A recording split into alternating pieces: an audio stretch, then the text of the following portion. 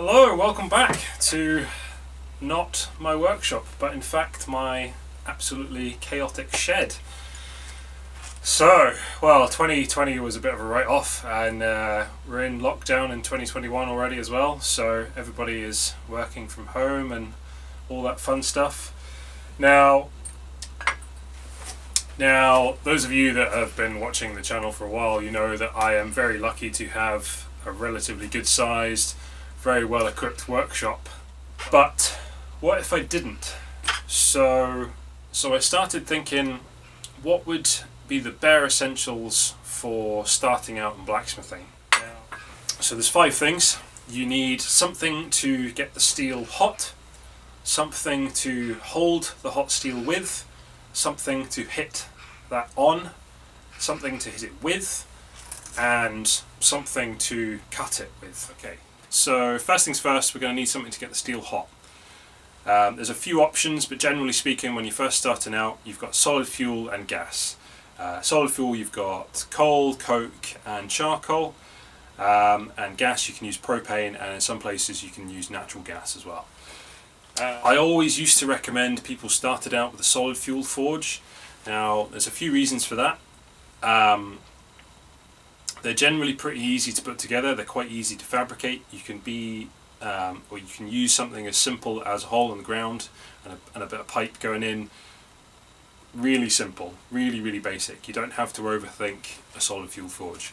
Obviously you can go all out on it and make something, a really nice big fabrication and so on and so forth, but brake drum, hole in the ground, nice and easy, jobs are good. Solid fuel is also arguably a bit more versatile as well. So if you're just making blades or something like that, it's, you don't necessarily need the option to be able to do great big scrolls or really big intricate things. You can quite easily use a small gas forge. There is quite a steep learning curve with solid fuel. I can guarantee if you're just starting out and you're using solid fuel, you're going to melt some steel. We've all been there. It's not a big deal. Don't worry about it. I dread to think how much steel I melted when I first started, but it's not a big deal. But once you've got it kind of your fire management under control and you're getting there, solid fuel is really versatile. You can do all sorts with it. So these days though, I've started recommending that people in this kind of situation where you've got a small shed, maybe not so much space, start by using gas. And there's a few reasons for that. It's cleaner. You don't need multiple bags of coal kicking around. Obviously the dusty, dirty, so on and so forth. A little gas forge will take up maybe 18 inches square. What's that, 450 mil square? It can be, sorry, I'm talking about like the forge on a table with a propane bottle underneath it. The actual footprint of the whole kit can be quite small. The gas forge that I use at the workshop is on an 18-inch square trolley thing that wheels around. It's really small. That's cool. You can do a lot of work in a very small gas forge quite easily. If you've got a 4-inch square cavity, you can do a lot in there. And because gas is a bit more, the heat is a lot more even, you can have multiple things in the fire. I mean, that's why I like having a gas forge, because of production. Basically I can have 6 or 7 things in the fire. I know it's going to get to the exact same temperature, work on one, pull it out, so on and so forth.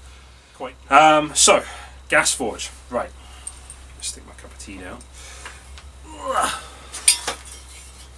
That is my old gas forge, and you can notice a slight problem.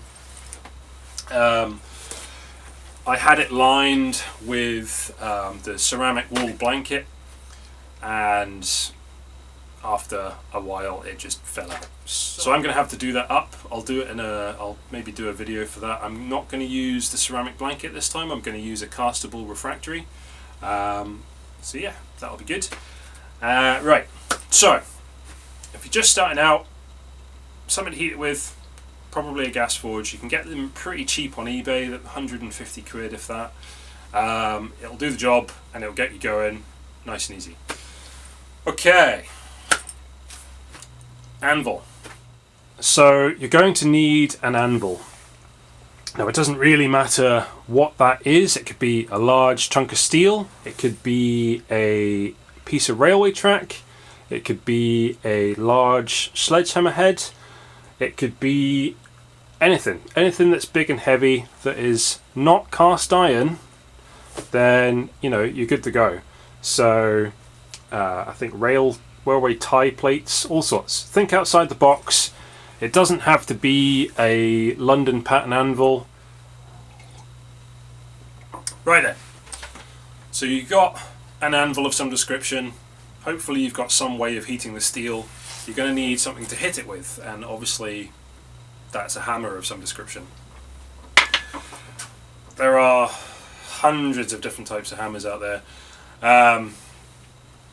All sorts. Try as many as you can find. If you have a car boot sale nearby and you see a hammer, you think, oh, that looks alright, buy it. Buy it, bring it home, try it out, see what you think. I went through not dozens, but many types of hammers, different shapes, different weights, all sorts of different stuff. Ball peens, cross peens, you name it, I tried it. Don't go crazy with it. You don't need to spend $150 on a hammer if you're first starting out. It is ultimately just a hammer. My hammer, I happen to have a Hoffy hammer. I got a good deal on this on eBay.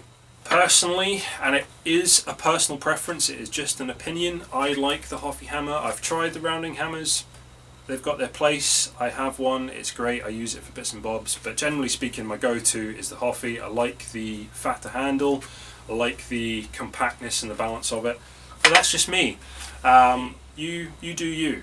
So if you like ball peens, use a ball peen. If you like rounding hammers, use a rounding hammer. If you like a 32-pound sledgehammer, go for it.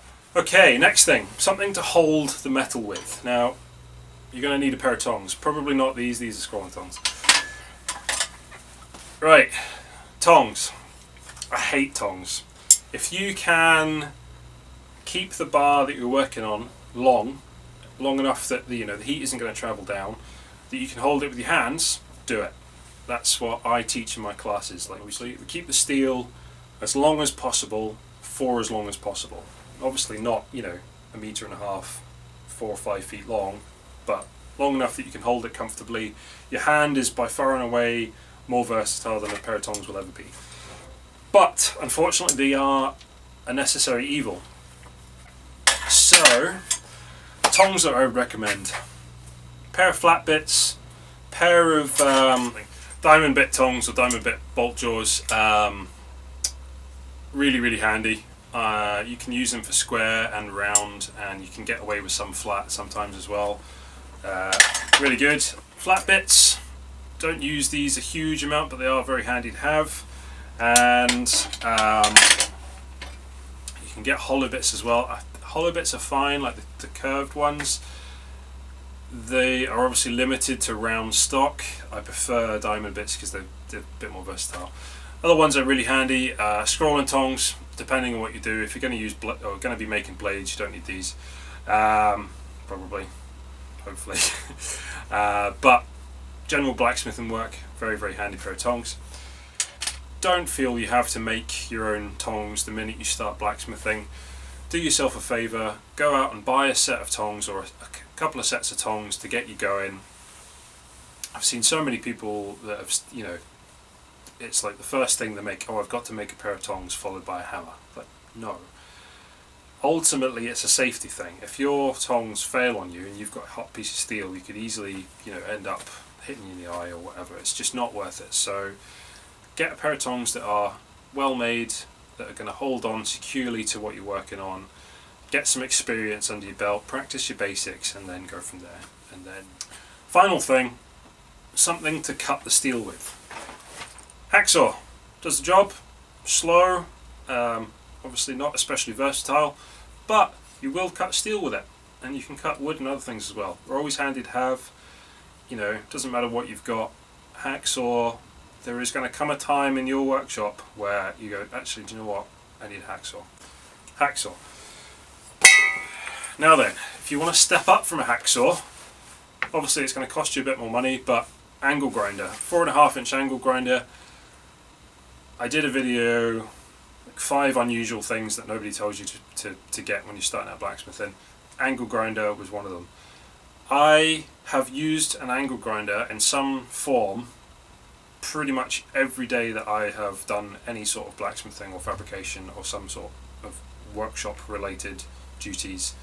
Use these every day. They are super versatile. Flap discs, cutting discs, polishing discs, wire wheels for cleaning stuff up.